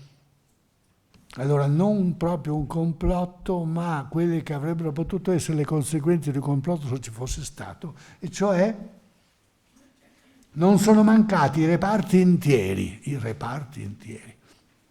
e mi strazia l'animo a dirlo, ma ho promesso di dire la verità, che si sono arresi senza colpo ferire, oppure hanno contemporaneamente gettato a terra le armi. Non è lontanissimo da quello che Cadorna dice nel suo comunicato del 28 ottobre. E tenete presente, sempre per il così è, se vi pare pirandelliano, che il testo del comunicato di Cadorna, bloccato dal governo nella sua circolazione in Italia, non riescono a bloccarlo, per cui arriva all'estero. Non solo, ne circolano anche, e arrivano anche in zona di guerra, versioni diverse e apocrife in cui si danno nomi ai reparti, cioè si va oltre la dizione generica di alcuni reparti hanno gettato le armi e si dice quali, la Brigata Arno, la Brigata Roma, la Brigata Puglia, eccetera, eccetera. Non essendo letteratura, non si può inventare il vero. E allora era vero o non era vero? Ma naturalmente, veri o non veri, accertati o non accertati, quando circolano queste voci funzionano. entrano in gioco, no? È come se fossero veri, è come la fede, come se. Sì, verranno gli storici, accerteranno se quella data brigata davvero ha fatto questo, ha fatto quello, ma intanto, ottobre, novembre, dicembre, siamo nel giro di 2 mesi e mezzo, ma intanto è come se fosse vero. E Caporetto è questo, non che succeda soltanto a Caporetto naturalmente, no? Non avevano neanche un nome inglese per definire tutto questo, chissà come facevano, parlavano di balle semplicemente, non come facciamo noi oggi di fake news, ma se la cavavano benino lo stesso a inventare balle, fandonie, oppure verità non comprovate, ipotetiche ma verosimili. Verosimili perché? Ma verosimili rispetto a concezioni del rapporto tra le classi sociali, rispetto, come dicevo prima, a idee d'Italia. Che cosa pensava ciascuno dei cittadini di allora della storia d'Italia, di come l'Italia si era formata, dei rapporti tra borghesia e popolo, tra governanti e governati? Ciò che ciascuno pensava, a prescindere dai suoi studi, ciò che comunque ci fosse arrivato pensava, questo interveniva a fargli pensare certe cose in quel momento lì, cioè lo rende verosimile o non verosimile il tradimento, rende verosimile o non verosimile la rivoluzione, lo sciopero militare e così via. Ecco perché parlo di immaginario scatenato e di fantasmi e dico che questa è l'essenza di Caporetto, peraltro un'essenza messa in movimento da fatti militari, da errori di generali, certo.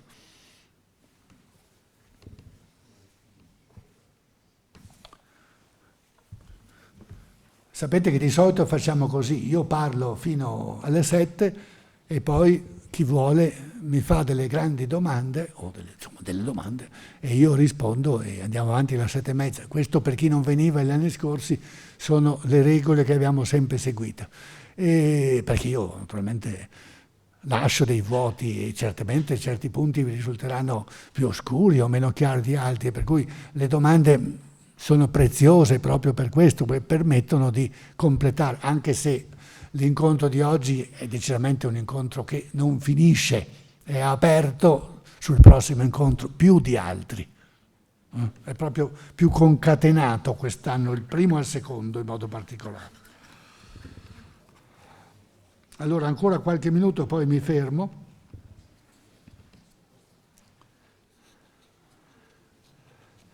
Come avete visto nell'intervento del Ministro, si intrecciano fatti che lui dà a questo punto, metà dicembre, per accertati, con supposizioni che lui presenta come tali, giudizi che presenta come tali, sospetti che presenta come tali.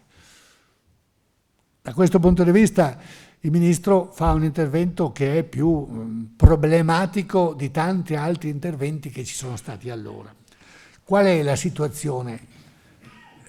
Parlavo prima di sottinteso, di secondo discorso in diretta, non il secondo discorso come lo chiamavo prima, cioè la moralizzazione, la storia, il venire dopo e spiegare come avrebbero dovuto pensare e vivere quelli che sono venuti 100 anni prima. Non sto riferendomi come secondo discorso a questo secondo discorso. Sto dicendo che mentre l'esercito combatte in quell'anno 1918, intanto stanno succedendo un sacco di cose e per prima vi ho detto la commissione inchiesta che in fondo mette in dubbio lo strumento della ripresa che intanto combatte e si comporta bene a quello che si poteva capire, ma c'è molto altro, e cioè sono al lavoro i diaristi, i taccuini, i futuri libri, li stanno già scrivendo. Chi? Gli scrittori, ma anche semplicemente gli scriventi, gli scrittori unius libri. Quanti ce ne sono in una guerra di persone che scriveranno un solo libro? Anche Rigoni Stern pensava di avere scritto il suo unico libro quando ha scritto Il sergente della neve e non pensava che invece sarebbe diventato un grande scrittore.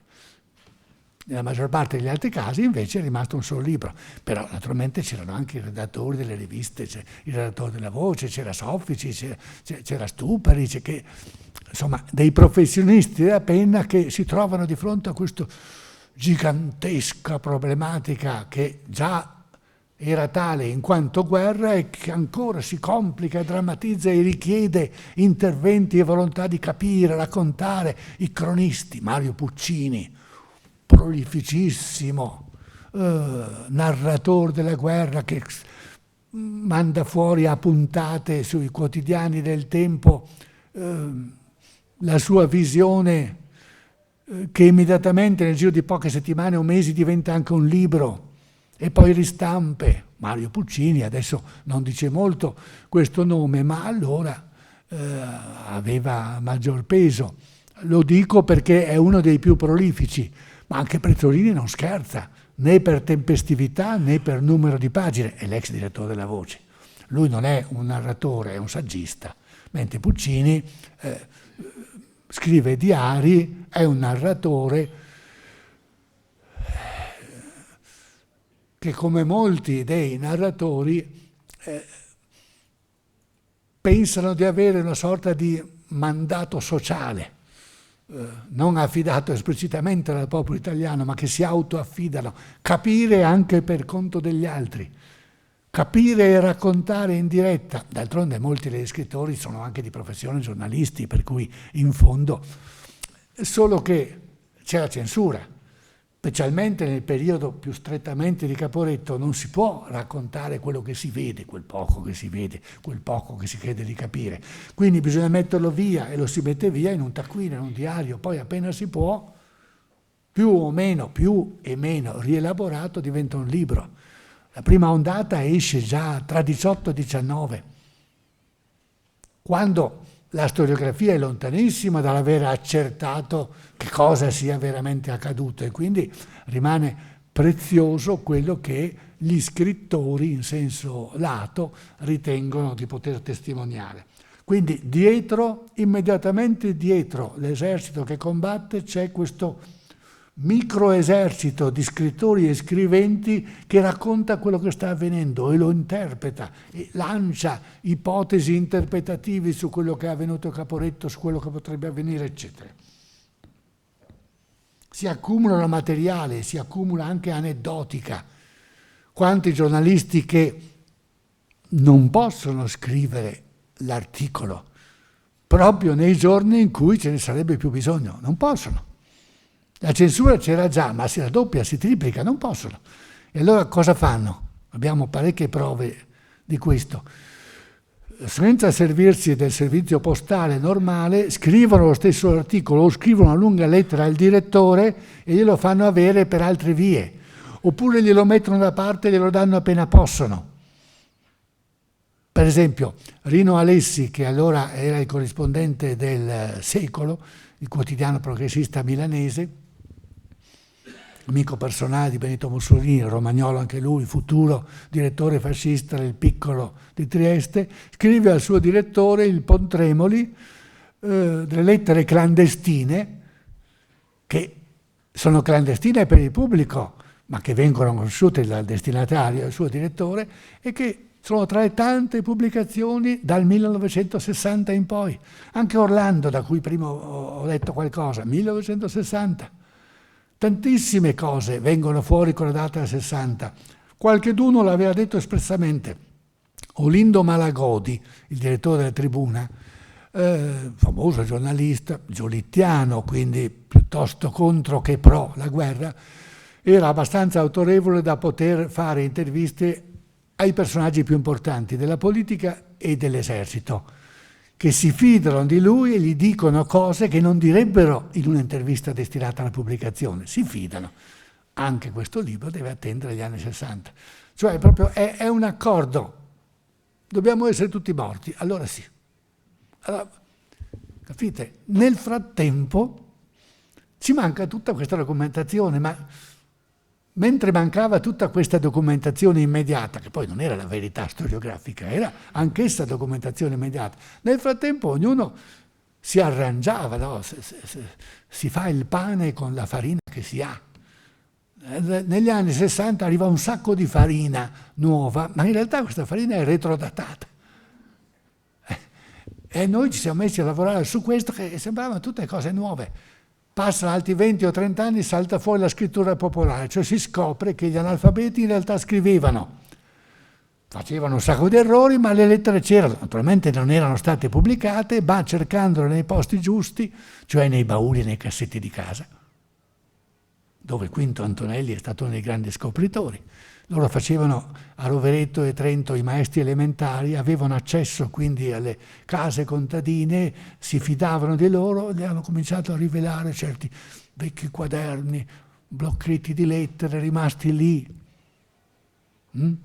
E intanto la vedova, eccetera, e questo è diventato una fonte.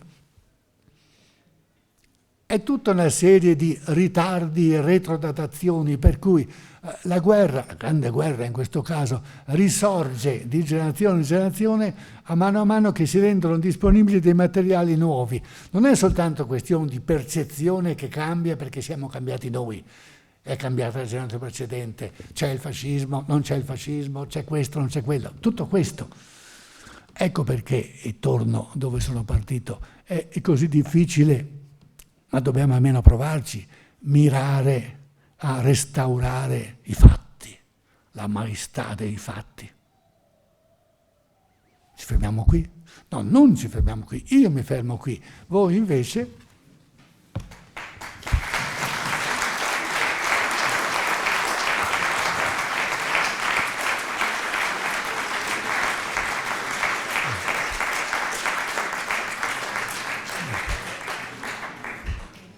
Incombe la minaccia terribile, se non ci sono domande, che io ricomincio a parlare.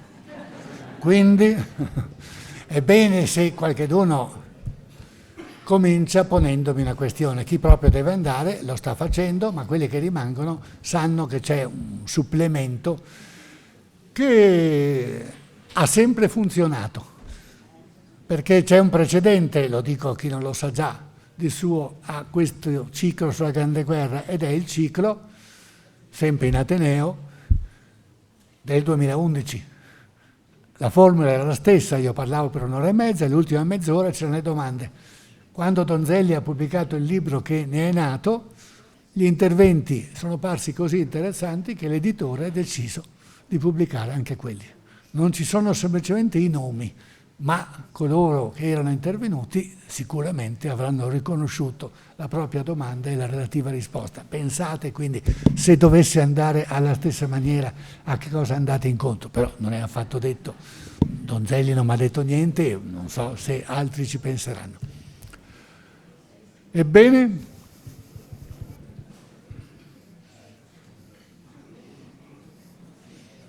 prego. Senta, una curiosità. Io volevo sapere perché mai, parlando di fatti, gli storici non abbiano sottolineato quegli 800.000 italiani tra veneti e friulani che hanno sopportato a volte violenze, a volte quelle quando gli africani hanno invaso i territori italiani, cioè l'italianità di queste persone, in gran parte in gran parte un mondo agricolo, ma soprattutto nelle guerre precedenti di indipendenza sta culturale sempre, invece sostiene, subisce e inevitabilmente quello che subisce è perché è italiano, cioè la coscienza dell'italianità come identità. Cominciamo anche a focalizzare su questo, che non sono pochi miliardi, sono paio di italiani che sono nei territori. Ecco, questo è già cominciamo anche, perché poi nella seconda guerra mondiale, quando ci sarà l'occupazione tedesca, la guerra civile fra la Repubblica di Salò e l'esistenza, quindi di parte dei studi di Federico Sciolti. Ecco la presenza della situazione. E cospicua nell'area importante, nell'area supporto. Voleva fare creare le basi per la nostra costituzione. Ecco allora,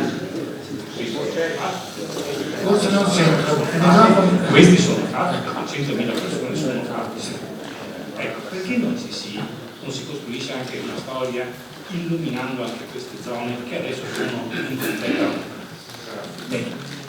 Raccolgo tutti gli interventi possibili e poi rispondo in una sola volta, così divido meglio il mio tempo.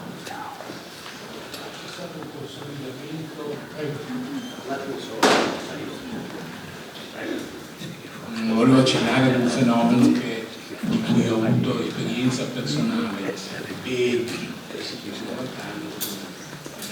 ho parlato con mio padre e con mio nonno, quindi avevo un corretto, i miei furono fatti sfollare a Firenze, dove avevamo dei parenti e ricordo che mio nonno e i miei genitori hanno consolidato quell'esperienza, ha consolidato moltissimo i rapporti fra le due famiglie e quindi io ho conosciuto questi parenti fiorentini, cosa che non sarebbe successa se i miei non fossero andati sfollati da loro.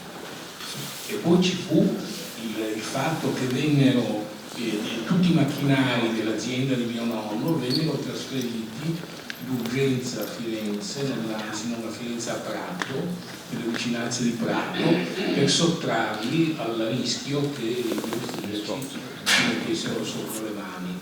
Quindi ci fu senz'altro ci furono delle ripercussioni sia nei rapporti individuali di parentela e dall'altro lato ho avuto l'impressione che i nostri comandi siano stati sotto certi aspetti efficienti perché avevano previsto anche la possibilità che gli austriaci andassero a Venezia. Grazie. Qualche altro? Ecco lì a metà sala.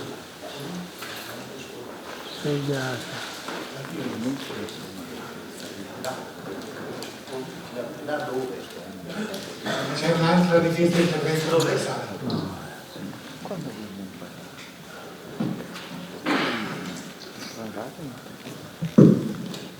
Dopo Caporetto diventa una guerra non soltanto italiana, no? Abbiamo 2 corpi d'armata britannici, uno andrà via poi a marzo, e un corpo d'armata francese, i quali così mi hanno fatto sorgere la curiosità. Mi sono letto un libro dell'Ufficio Storico dell'Esercito che sembra un po' minimizzare. Hanno avuto un'influenza questo, non soltanto militare, forse anche culturale militare, combattevano in modo diverso, hanno avuto un'importanza soprattutto nella battaglia del solstizio.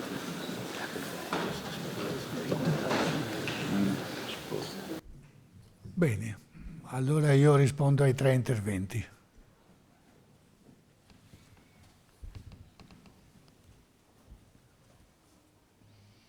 Cominciando dal terzo, gli altri 2 si possono legare maggiormente.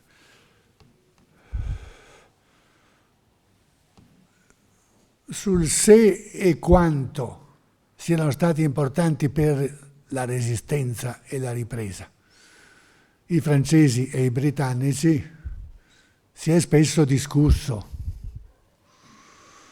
e si possono trovare opinioni difformi e certo non è lo stesso leggere i documenti ufficiali di parte italiana e i documenti ufficiali dei paesi allora alleati, e non solo i documenti ufficiali dei paesi allora alleati, ma anche la storiografia francese e britannica. Non si può negare una certa tendenza francese in modo particolare, ma anche britannica, ad attribuire a se stessi la resistenza dopo Caporetto e i britannici una buona parte della vittoria di Vittorio Veneto. Ma la storiografia contemporaneistica, dico sempre che è la prosecuzione della politica con altro mezzo. Non è come fare la storia delle assiro-babilonesi. I rapporti tra i paesi sono anche, amici o non amici a seconda delle stagioni, sono anche rapporti di potenza. E specialmente quando ci sono di mezzo le storiografie ufficiali dei rispettivi uffici storici dell'esercito, della marina, dell'aviazione,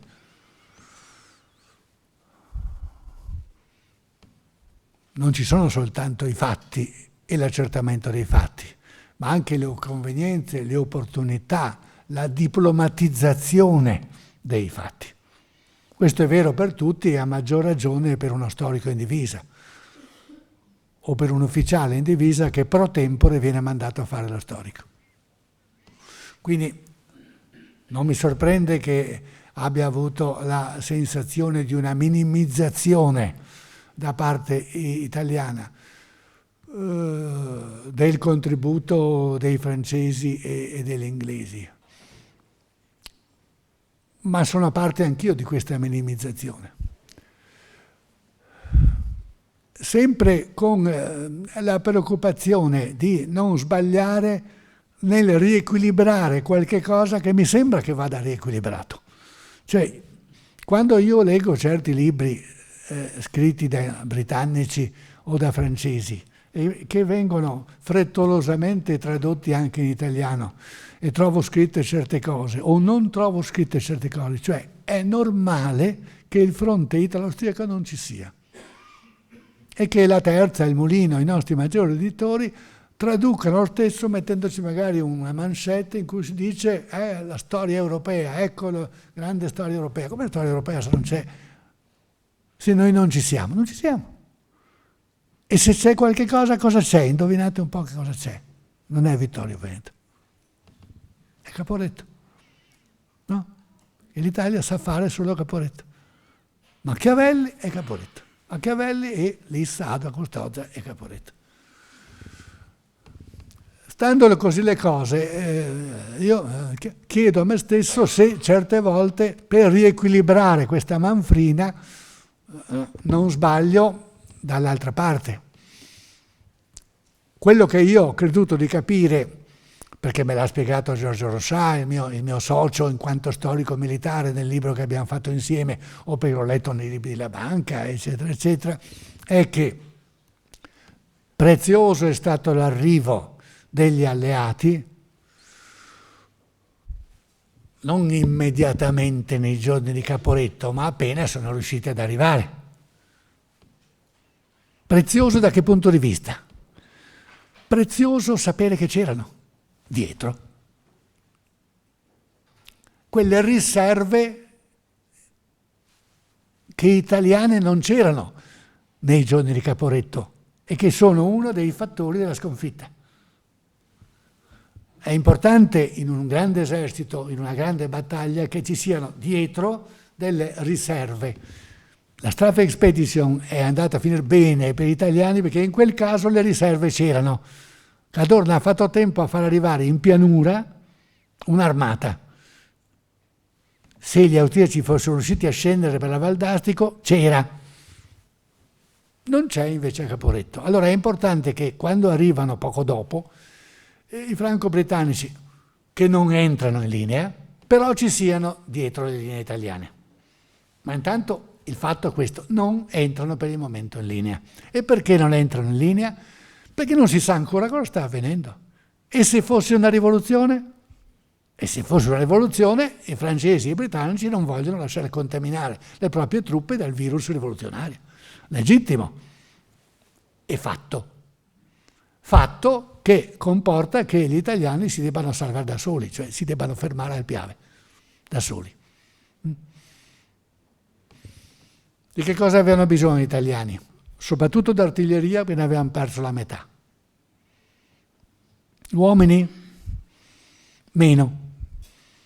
Certo che da 1.800.000 che erano quelli combattenti il 24 ottobre, il 9 novembre sono 700.000. Bel salasso. Però il confine è molto più corto e quindi ne bastano meno per presidiare il nuovo confine. Allora, ecco, quindi l'aspetto psicologico è importante. Il prestito dell'artiglieria per sostituire quella perduta è importantissimo. Non bisogna invece sopravvalutare la presenza di soldati combattenti, però ci sono, perché chiunque vada in altipiano dei 7 comuni trova i 5 cimiteri inglesi. Ci sono lì, e sono 5.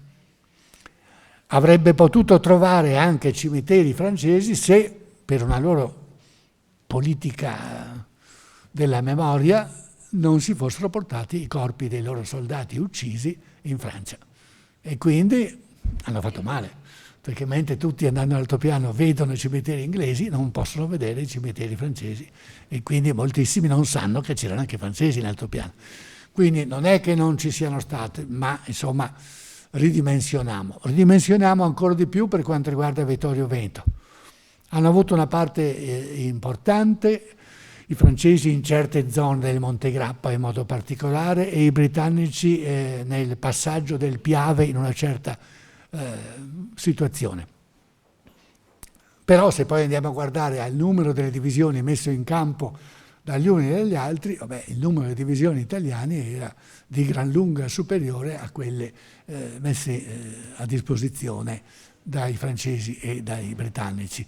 E d'altra parte è anche vero che anche gli italiani avevano mandato truppe italiane ad aiutare i franco-britannici in Francia. Dopotutto era un'alleanza e non c'è da meravigliarsi se magari così, perché era bello da vedere, si aiutavano vicendevolmente, anche a prescindere da una Caporetto. Le altre due domande in fondo si possono intrecciare. È vero, oggi non ho parlato di questo, non ho parlato della situazione del Friuli occupato, di mezzo Veneto occupato e del profugato, ma perché l'ho già fatto negli incontri precedenti e perché continuerò a farlo nei 2 incontri che faremo quest'anno. Grande tematica che è vero che a lungo è stata dimenticata, o meglio, che cosa succedeva in Friuli, che cosa succedeva in metà Veneto, per generazioni è stato lasciato ai cronisti, memorialisti e storici e ai pubblicisti locali. Non è che non ci sia, è come che c'è una pubblicistica friulana e veneta in terre invase. Come vivevamo, come avevamo fame, le campane, gli stupri, le difficoltà, certo che c'è questo. E c'è soprattutto, grande tema per decenni, chi ha fatto bene. Hanno fatto bene le autorità civili che se ne sono in genere andate, o hanno fatto bene le autorità religiose, cioè i parroci che sono rimasti così come era l'indicazione della Chiesa? Su questo per decenni sono andate avanti le polemiche, e anche in questo caso di nuovo il doppio registro, i fatti, cercare di capire quello che è veramente avvenuto. Ma una volta capito all'incirca, o creduto di capire quello che è veramente avvenuto, tu devi decidere se andarsene via per un sindaco e un prefetto era una scelta patriottica o era viltà.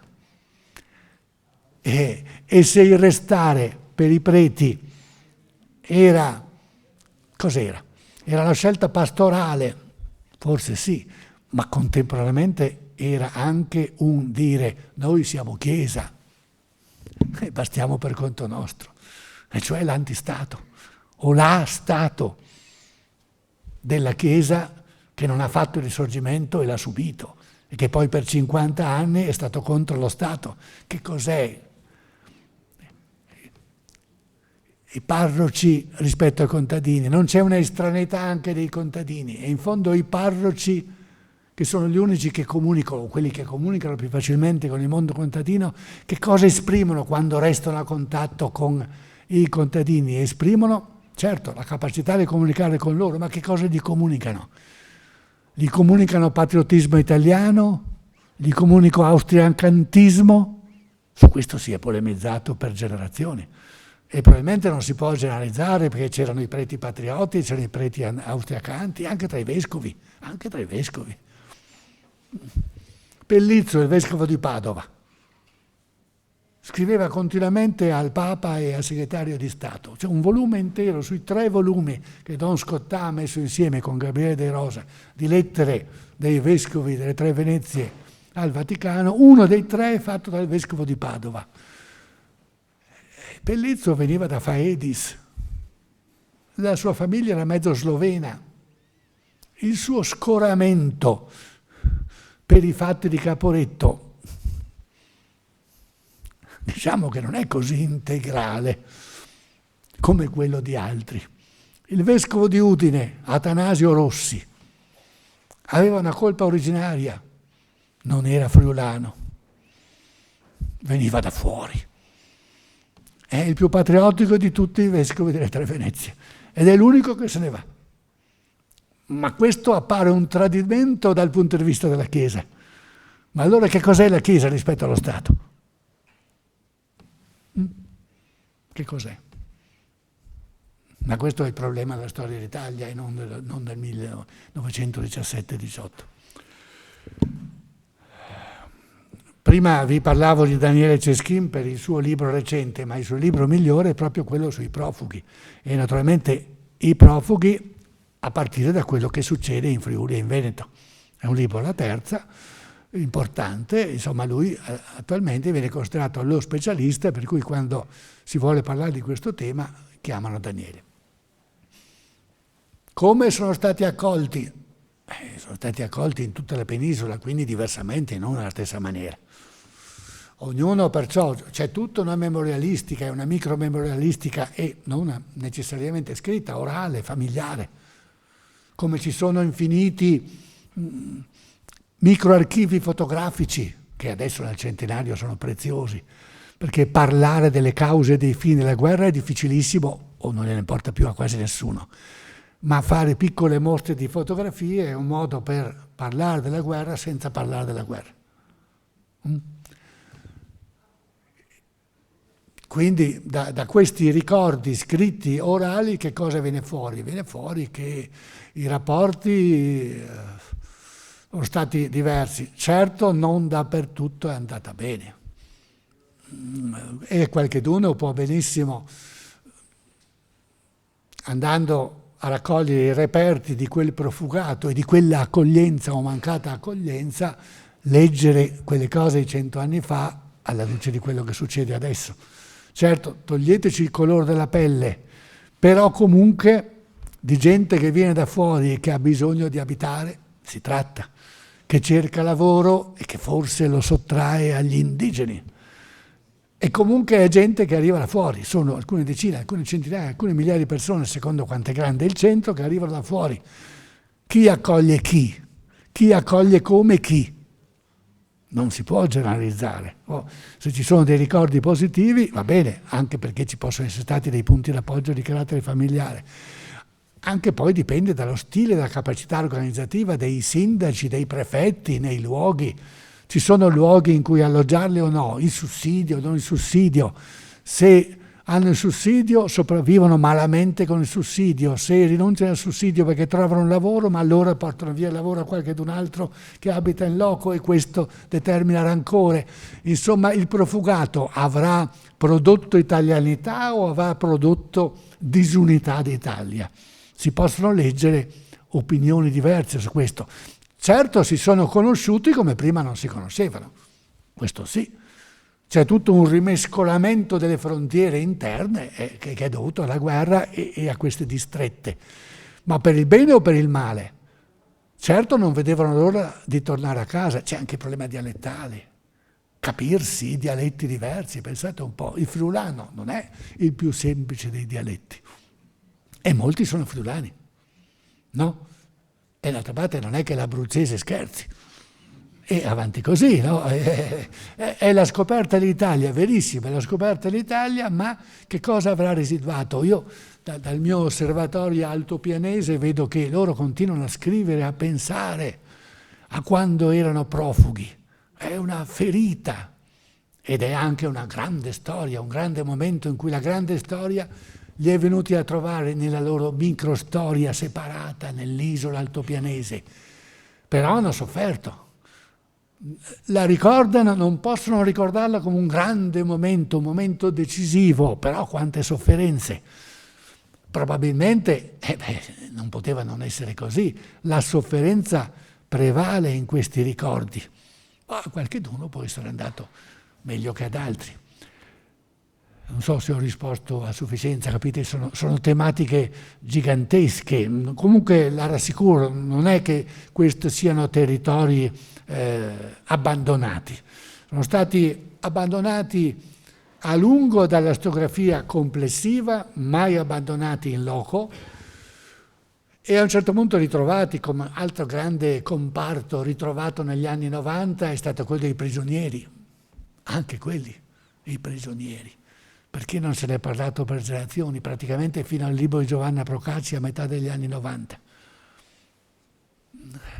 Ci sono dei territori più difficoltosi a esplorare.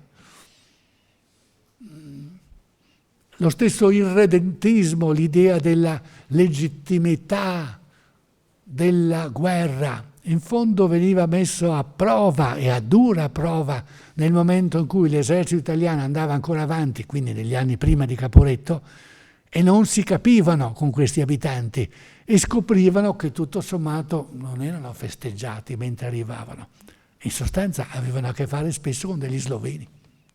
Semplicemente scoprivano che tutta questa italianità ecumenica e integrale non c'era nel Friuli Venezia Giulia, ma c'era un territorio molto più complicato da capire. Quanti diari di allora ci raccontano questa brutta scoperta. E allora ecco perché le brutte scoperte che si sono fatte nel 15-18 poi possono essere velate nel ricordo, perché la memoria è selettiva. E allora le parti più difficoltose da ricordare, molti non se le ricordano. Attualmente chi c'è dentro non può non ricordarsene, chi è stato profugo se lo ricorda, chi è stato invaso se lo ricorda, chi ha avuto fame se lo ricorda.